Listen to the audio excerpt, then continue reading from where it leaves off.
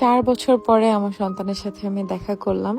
আর একটা রিলস দেওয়ার পরে ভাইরে ভাই, তোমরা এত বেশি ভালোবাসা দিছো আমাকে যে কি বলবো। আমার সন্তানকে এত ভালোবাসা দিছো, আমি জানতামই না যদি এই ভিডিওটা পোস্ট না হতো, যদিও এটা মুন্থা পোস্ট করছিল, আমি জানতামই না যে তোমরা সবাই আমার সন্তানকে আর আমাকে একসাথে দেখার জন্য এত বেশি পাগল হয়ে আসছো। প্রত্যেকটা কমেন্ট পড়ে আমি কান্না করে দিছি, সবগুলো কমেন্ট আমি বাসায় এসে চেক করছি। তো দেখবা আমি কিন্তু ওই দিন একদমই অ্যাক্টিভ ছিলাম না ফেসবুকে, কারণ আমি পুরোটা সময় আমার সন্তানকে দিছি। কারণ ভাই 4 বছর পরে ওর সাথে আমার দেখা, আমার 4 বছরের ধৈর্যের ফল এটা। তোমরা অনেকেই আমাকে অনেক কিছু বলছো যে আপু কেন মামলা করে দাও না, কেন ওকে জোর করে নিয়ে আসো না। দেখো, মা আর সন্তানের সম্পর্ক এখানে মামলা জোরাজোরি হয় না, এখানে হয় ভালোবাসার টান, রক্তের টান, নারীর টান। তো আমি কিন্তু ধৈর্য ধরেছিলাম 4টা বছর যে কবে আমার সন্তান নিজে আমার সাথে দেখা করতে যাবে, নিজে আমাকে কল করবে। কারণ আমার কাছ থেকে যখন ও গেছে, এখন বলি অনেকেরই ধারণা যে আমি ওকে রেখে চলে আসছি। ভাই, আমি ওকে রেখে কোথায় চলে আসবো? তোমরা কি মনে করো মানে ওই সংসার থেকে ডিরেক্ট লাফ দিয়ে আমি তোমাদের আহাত ভাইয়ের কাছে চলে আসছি? ভাই, আমার ডিভোর্সের 1 থেকে 1.5 বছর পরে আমার আহাতের সাথে পরিচয় হয়েছে। যাই হোক, সেই কথায় আমি যাব না। আমি যখন ওকে নিয়ে চলে আসি আমার আম্মুর বাসায়, তারও প্রায় 1 বছর পরে হচ্ছে ওকে ওর বাবার কাছে দেই। সে 1 বছর কিন্তু ওকে নিয়ে আমি সিঙ্গেল মাদার হিসেবেই ছিলাম। বাট আফসোস হচ্ছে এইটা, তোমাদের সমস্যা হচ্ছে এটা, তখন তো আর আমি আমার সন্তানকে নিয়ে আমি কান্না করে করে লাইভ করি নাই যে আমি সিঙ্গেল মাদার, আমার সন্তানের অনেক সাপোর্ট দরকার। আমি আমার সন্তানকে নিয়ে আমার মায়ের কাছে ছিলাম, আর আমার মা যথেষ্ট আমাকে হচ্ছে ভরণ পোষণ সবকিছুই করছে, তাই আমার ওইগুলো করতে হয় নাই অনলাইনে। আমি ভিডিও কিন্তু তখনও করতাম, তখনও আমার টিকটকে ভালোই ভিডিও করতাম। তোমরা নিচে গেলেই দেখতে পারবো, আমার ছেলের সাথে আমার ভিডিও আছে।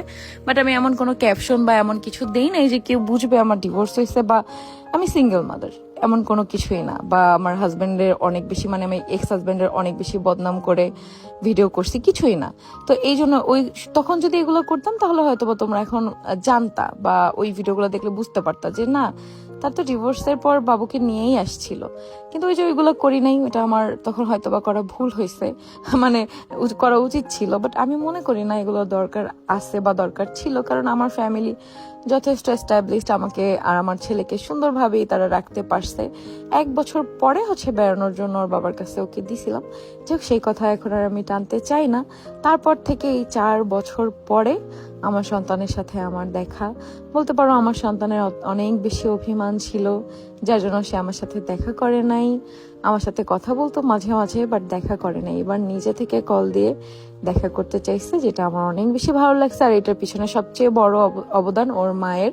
হ্যাঁ, বর্তমানে যে ওর স্টেপ মম, সেই ওকে বুঝাইছে যে মায়ের সাথে দেখা করো। সে মানুষটা খুবই ভালো, তোমরা শুধু শুধু তাকে ভুল বুঝো। আসলে সে সবসময় চায় আয়াত আমার সাথে যোগাযোগ রাখুক, আমি আয়াতের সাথে যোগাযোগ রাখি। তার বিয়ের পর থেকে সে এটা চাইছে। হ্যাঁ, এটা অবশ্যই এই জন্য না যে আয়াতকে আমার কাছে দিয়ে দিবে, এটা শুধুমাত্র এই জন্যই মা ছেলের সম্পর্ক যাতে এক থাকে। সে মানুষটা খুবই ভালো, তাকে তার জন্য অনেক দোয়া রইল। সে বুঝাইছে দেখি আজকে আমার সন্তান আমার সাথে দেখা করতে আসছে, আমার সাথে এত টাইম স্পেন্ড করছে, আমার খুবই ভালো লাগছে। এটা আমি আর তোমাদের কিভাবে বলে বলে বুঝাবো বলো যে একজন মায়ের কাছে এটা কতটা ভালো লাগা বা কি আবেগের জায়গা। এটা আসলে যারা মা হইছে, আবার যাদের সন্তান দূরে থাকে আমার মতো, মাঝে মাঝে দেখা হয়, তারা বুঝতে পারবা এই জিনিসটা যে আমার কেমন লাগছে আজকে। যাদের সন্তান বুকে নিয়ে সবসময় ঘুমাও, তারা এটা কখনোই বুঝবা না। কারণ একটা সময় আমার সন্তানও আমার কলিজার মধ্যে নিয়ে আমি ঘুমাইতাম, আমি ওয়াশরুমে পর্যন্ত আমার আয়াতকে ছাড়া যাইতাম না। তখন আমি ভাবতাম যে এই মায়েরা কিভাবে সন্তানকে ছাড়া থাকে। আমার এটা নিয়ে খুব অহংকার ছিল, জানো, যে আমার সন্তান আমার কাছে আছে, কিভাবে এই মায়েরা থাকে।